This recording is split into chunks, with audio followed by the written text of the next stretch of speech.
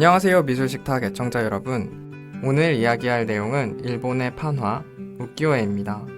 우키요에는 17세기 초부터 19세기 중후반 에도 시대 때 유행했던 판화를 말하는데요. 당시 일본은 국가 내부적으로 한 차례 큰 전쟁이 끝나고 하나의 나라로 통일이 되면서 국가적 안정기를 맞이하게 됩니다. 전쟁과 반란이 없는 풍요의 시대, 지금 일본의 수도이기도 한 에도를 중심으로 문화가 발달하기 시작했고, 시민들은 춤과 노래가 어우러진 연극 가부키를 즐겼습니다. 당시 일본 국민들에겐 에도 여행이 인기였는데요. 이전의 수도였던 교토에서 이전하여 새롭게 세워진 에도라는 수도는 국민들의 궁금증을 일으켰습니다. 새롭게 생긴 수도라니, 새로 지어진 건물들과 온갖 신물물로 가득 차 있을 것 같지 않나요? 마침 도로의 발달로 도시 간 이동이 쉬워졌기 때문에 당시 에도 여행은 시민들 사이에서 유행처럼 퍼졌습니다. 우키요의 판화로 찍어낸 작품들은 이 관광객들에게 비싸지 않은 훌륭한 기념품이었습니다. 마치 우리가 해외에 나가면 기념으로 작은 자석이나 엽서 같은 것을 사오는 것처럼요. 그럼 우키요의 대표작들을 알아볼까요?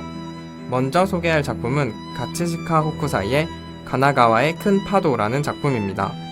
어떤가요? 마치 거대한 파도가 배를 집어삼킬 것처럼 크게 너울거리고 있습니다. 뒤쪽을 보면 후지산이 보입니다. 네, 이 작품은 바로 후카쿠 36경 중 하나로 후지산을 주제로 한 멋진 풍경을 그린 연작 중 하나입니다. 지금은 너무나도 당연하지만 당시엔 생소했던 원근법을 사용했는데요.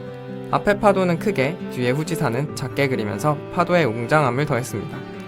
원근법은 본래 서양화에서 자주 쓰이는 화법으로 이 작품을 통해 당시 일본은 서양과도 교류가 있었다는 것을 알 수 있습니다. 또한 일본 판화로는 처음으로 서양의 청색 안료인 프러시안 블루를 사용하기도 했습니다.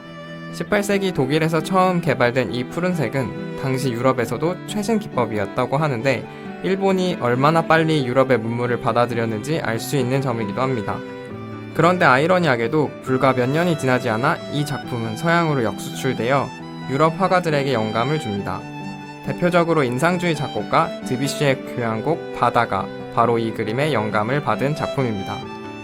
두 번째 작품 역시 앞서 소개했던 작품과 마찬가지로 유럽에 많은 영향을 끼친 작품인 우타가와 히로시게의 대교에 내리는 소나기입니다. 이 판화 그림 또한 에도의 명소 100군데를 소개하는 연작인 명소 강호 100경 중 하나인데요. 고흐가 그린 비가 내리는 다리 풍경과 함께 볼까요? 고흐는 우키요의 판화의 매력에 푹 빠져 있었습니다. 유화로 우키요의 판화를 그대로 따라 그렸는데요. 목판화 원화와 캔버스 크기가 맞지 않아 양옆을 주황색 물감으로 칠하고 목판화에 있던 제목과 도장을 반복해서 따라 그렸습니다. 글자의 의미는 모르지만 비슷하게 쓰려고 노력한 고흐의 모습이 보이지 않나요? 고흐뿐만 아니라 다른 유럽 화가들도 우키요에 관심이 많았습니다.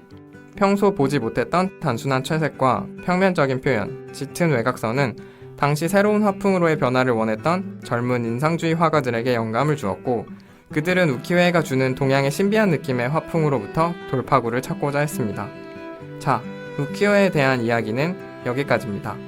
작품과 관련된 내용이 더 궁금하시다면 팟캐스트 팟빵에서 미술식탁 검색 후 46회 일본의 미술편을 참고해주세요. 밥 먹으면서 하는 가벼운 얘기처럼 흥미롭고 재미있는 이야기가 펼쳐집니다. 지금까지 미술식탁 양현건이었습니다.